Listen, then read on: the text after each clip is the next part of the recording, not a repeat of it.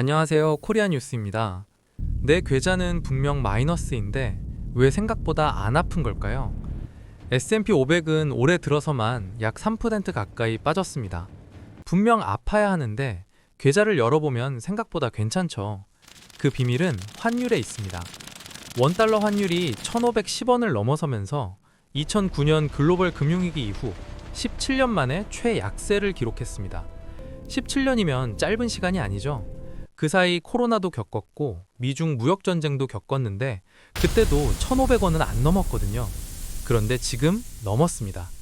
무서운 숫자처럼 보이지만 반대로 생각해보면 달러 자산을 들고 있는 우리에게는 이게 방패가 되고 있다는 이야기입니다. 오늘은 환율이 왜 여기까지 왔는지, 그리고 우리는 어떻게 대응해야 하는지 데이터로 하나씩 짚어보겠습니다. 시작 전에 이런 영상을 계속 받아보고 싶으시다면 구독과 좋아요 부탁드립니다. 먼저 환율이 왜 이렇게 올랐는지 원인부터 정리해 볼게요. 크게 세 가지가 겹쳤습니다. 첫 번째는 중동 전쟁입니다. 예멘 후티군의 이스라엘 미사일 공격에 시장이 반응하면서 아시아 통화에서 광범위한 외국 자금 유출이 촉발됐습니다. 여기에 국제 유가가 배럴당 100달러를 넘어서면서 원화에 추가 압력을 가했는데요. 한국은 에너지를 거의 전량 수입합니다. 유가가 오르면 달러 수요가 늘어나고 환율은 자연스럽게 올라가는 구조죠. 호르무즈르업 주변의 혼란이 원유와 LNG 공급 위험을 높이면서 한국 경제에 직접적인 부담을 주고 있는 상황입니다. 두 번째는 한미 금리 차이입니다. 연준은 3월 FOMC에서 연방 기준금리를 4.25%에서 4.5% 범위로 유지했고요.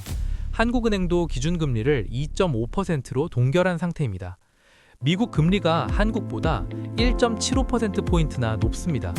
이 말은 뭐냐면 같은 돈을 미국에 넣으면 한국보다 이자를 더 받는다는 거죠. 당연히 돈은 미국으로 이동합니다. 달러를 사서 미국 자산에 투자하려는 수요가 늘어나면 원화 가치는 약해지고 환율은 올라갈 수밖에 없습니다. 세 번째는 외국인 자금 이탈입니다. 전쟁 이후 외국인이 수십조 원을 순매도한 영향이 크고요. AI 반도체 업종에 대한 부담까지 겹치면서 매도 압력이 커졌습니다. 중동 전쟁, 금리 차, 외국인 이탈 세 가지가 동시에 겹치면서 환율이 1,500원을 돌파한 겁니다. 그럼 역사적으로 환율이 1,500원을 넘겼던 순간은 언제였는지 확인해 볼게요. 3월 원달러 환율 평균이 1997년 말 외환위기 당시 기록을 넘어 역대 네 번째로 높은 수준까지 올라왔습니다. 역대 가장 높았던 건 1998년 1월 IMF 때였고요. 그 다음이 같은 해 2월, 세 번째가 1997년 12월이었습니다. 그리고 지금이 네 번째 자리를 차지하고 있습니다. 외환위기 수준의 환율이 지금 우리 앞에 와 있다는 이야기죠. 그런데 여기서 중요한 차이가 있습니다. 1998년에는 외환 보유액이 바닥나면서 나라 자체가 무너질 뻔했었죠. 한국 자체의 위기였습니다. 2008년에는 미국 부동산이 붕괴되면서 전 세계가 동시에 충격을 받았고요. 달러 강세에 환율이 1,570원까지 올라갔었습니다. 그런데 지금은 그런 수준의 위기는 딱히 없는 상태입니다. 반대로 생각해보면 이게 더 무서운 상황인데요. 뚜렷한 위기 없이도 환율이 이 수준이라는 건 구조적인 문제가 있다는 뜻이니까요. 앞으로 고환율이 계속될 수 있다는 신호로 읽어야 합니다. 그렇다면 이 고환율이 미국 주식 투자자인 우리에게는 어떤 의미가 있을까요? 여기서 재미있는 숫자가 나옵니다. 지난 12개월 동안 원화는 달러 대비 약 2.4% 하락했습니다. 이 말은 달러 자산을 들고만 있어도 원화 지진으로 2.4%의 수익이 자동으로 발생했다는 뜻이죠. 실제로 계산해 볼게요. S&P 500이 연초 대비 약 3% 빠졌죠. 꽤 아픈 숫자입니다. 그런데 같은 기간 환율이 약 3%, 4% 올랐다면 원화 기준 실질 손실은 거의 0%에 가깝습니다.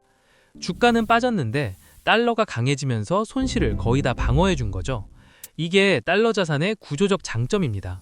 주가가 빠질 때 환율이 올라서 자동으로 쿠션 역할을 해주는 건데요. 반대로 생각하면 내 종목이 실제로는 많이 저렴해졌는데 환율 효과 때문에 체감을 못하는 구간에 들어온 겁니다. 그래서 반드시 달러 평단가로 내 종목을 다시 점검해 봐야 됩니다. 환율로 방어되고 있다고 안심하고 있으면 정작 종목 자체의 문제를 놓칠 수 있거든요. 그럼 앞으로 환율은 어디로 갈지 보겠습니다. 한국은행은 이란 갈등이 인플레이션을 증폭시키고 성장 둔화 및 환연 변동성을 높일 수 있다고 경고했습니다. 금리가 적어도 8월까지 2.5%로 유지될 수 있음을 시사했는데요. 금리를 내리고 싶어도 못 내리는 상황이라는 거죠. 내리면 환율이 더 올라가고 안 내리면 경기가 더 꺾입니다. 어느 쪽을 선택해도 상처가 남는 구조인데요.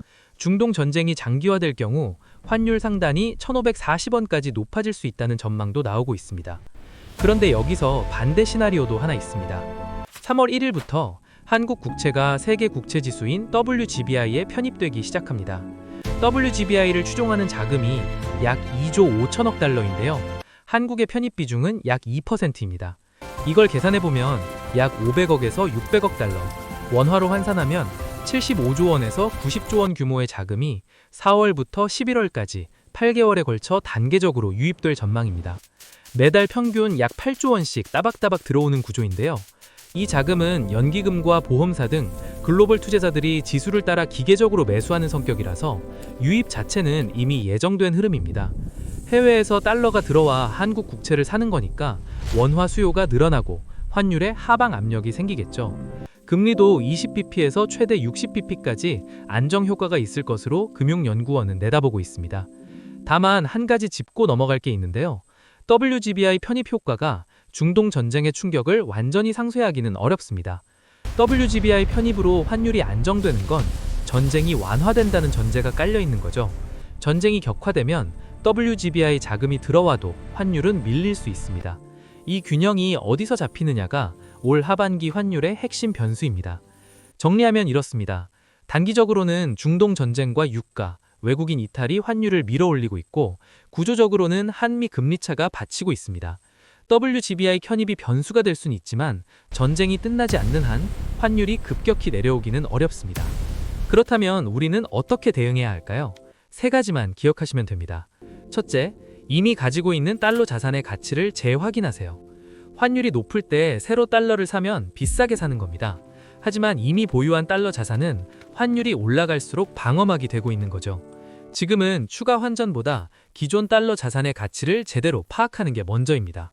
둘째, 환해지 여부를 확인하세요. 국내 상장된 해외 ETF 중에서 상품명에 H가 붙어 있으면 환해지 상품입니다. 환율 변동에 영향을 안 받죠. 반대로 H가 없는 환 노출 상품은 환율이 오를 때 추가 수익이 생깁니다. 지금처럼 환율이 구조적으로 높은 구간에서는 환 노출이 유리할 수 있지만 환율이 꺾이기 시작하면 반대로 손실 요인이 됩니다. 본인의 투자 기간과 성향에 맞게 선택하셔야 합니다. 셋째, 분할 환전 전략을 세우세요. 환율도 주가처럼 타이밍을 맞추기 어렵습니다.